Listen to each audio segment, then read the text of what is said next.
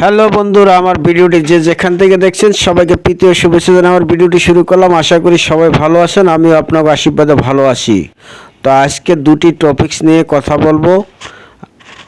সেটি হলো, একটি টপিকস হলো যে এখনকার যুব সমাজ বিভিন্ন অনলাইনে বিভিন্ন গেমস খেলে টাকা পয়সা নষ্ট করছে এবং অনেক খারাপ হয়ে যাচ্ছে।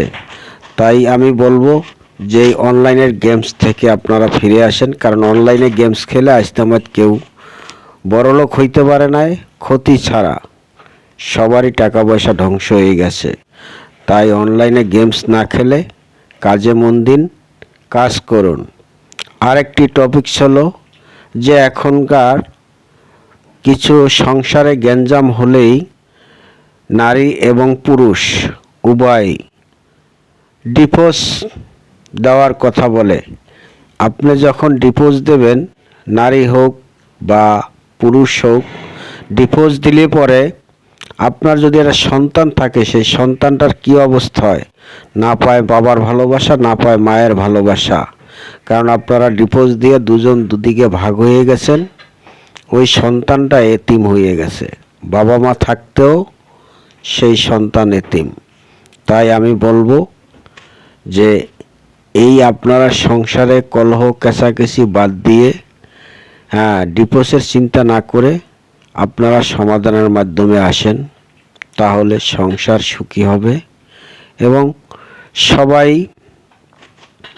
সন্তানের দিকে নজর দিন, সন্তানরা যাতে ভালো থাকে সেদিকে নজর দিন। এবং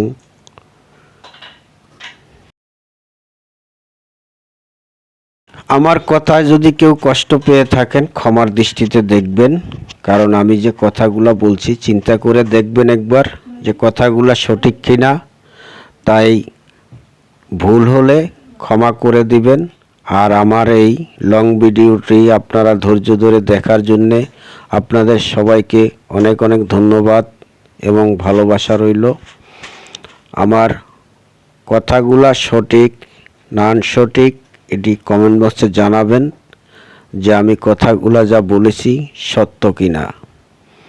তো আপনারা যে যেখান থেকে আমার ভিডিওটি এতক্ষণ ধরে ধৈর্য ধরে দেখছেন, সবাইকে আবারও ধন্যবাদ জানিয়ে আমার ভিডিওটি শেষের পথে শেষ করব।